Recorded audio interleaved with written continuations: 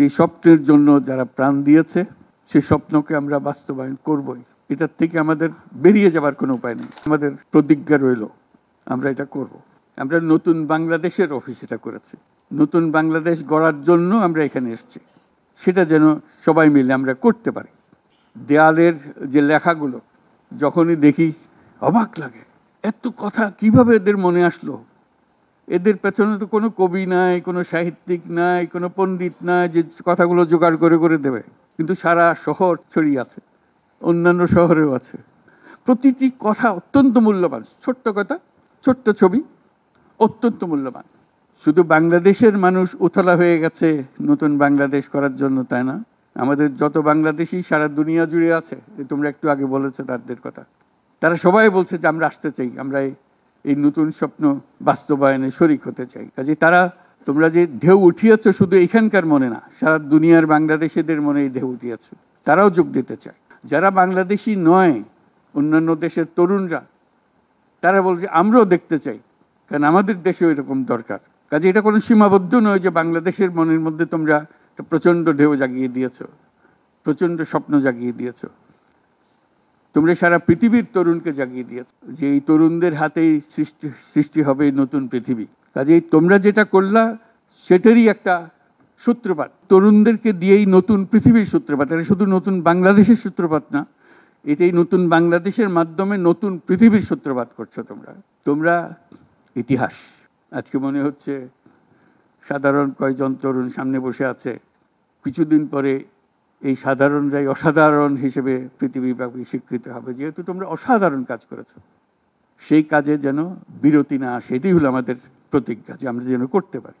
আমার একটা প্রস্তাব থাকবে, নাহিদ, আসিফ, তোমাদের সবাইকে অন্তত মাসে একটা করে চিঠি লিখো আমাদের কাছে। শুধু স্মরণ করিয়ে দেওয়ার জন্য এটা বাকি রয়ে গেল, এটা ঠিক হলো না। কারণ আমরা হয়তো অনেক সময় মাথার থেকে ছুটে যাবে, যেহেতু তোমরা যেভাবে দেখে এসছো আমরা সেভাবে দেখতে জানি না। সেই জানানটা দেওয়ার জন্য আমাদেরকে গুঁতো দিতে হবে, স্মরণ করিয়ে দিতে হবে, যাতে করে আমরা এটার থেকে বিচ্যুত হয়ে যেতে না পারি। এটা তোমাদের দায়িত্ব, কারণ যে পথে রওনা করে দিয়েছ সেটার রূপরেখা তোমাদের কাছে পরিষ্কার। আমরা হয়তো কিছুটা বুঝেছি, কিছুটা অন্যভাবে বুঝেছি, এরকম যেন না হয়। তোমাদের ঠিকভাবে যে স্বপ্ন তোমরা দেখেছ সেই স্বপ্নটা যেন আমরা আমাদের সাধ্যমতো রূপ দিতে পারি। বহু লোক বসে আছে যারা এই দুঃস্বপ্ন থেকে আমরা জেগে ওঠার কারণে তারা দিশেহারা হয়ে গেছে। একদিন চুপচাপ শুয়ে শুয়ে দুঃস্বপ্নের মধ্যে এরা ছিল, দুঃস্বপ্ন দেখছিল, আমরা শান্ত আনন্দ সহকারে লুটপাট করে যাচ্ছিলাম, হঠাৎ করে গোলমাল হয়ে গেল। তারা কি চুপচাপ বসে থাকবে? মোটেই না। খুব চেষ্টা করবে আবার তোমাদেরকে দুঃস্বপ্নের মধ্যে যাতে ঢুকিয়ে দেওয়া যায়, তারা শান্তমতে আবার শান্তিতে আবার তাদের রাজত্ব চালাতে পারে। তারা চেষ্টার ত্রুটি করবে না। কাজে যে কাজ শুরু করেছো এই কাজ সমাপ্ত না হওয়া পর্যন্ত এর থেকে বেরিয়ে যেও না। বাংলাদেশের জন্ম থেকে আজ পর্যন্ত এই সুযোগ আর আসে নাই, যে সুযোগ তোমরা আমাদের হাতে তুলে দেবে। এই সুযোগ যেন হাতছাড়া না হয়। এই সুযোগ হাতছাড়া হলে বাংলাদেশের আর কোনো ভবিষ্যৎ থাকবে না। কাজে এইটা যেন শুধু রাষ্ট্র নয়, পৃথিবীর সম্মানিত রাষ্ট্র হিসেবে প্রতিষ্ঠিত হতে পারে, যেহেতু তরুণরা এটার হাল ধরেছে। এই কারণেই এটা ভিন্ন, এই কারণে এটা ইউনিক, অনন্য।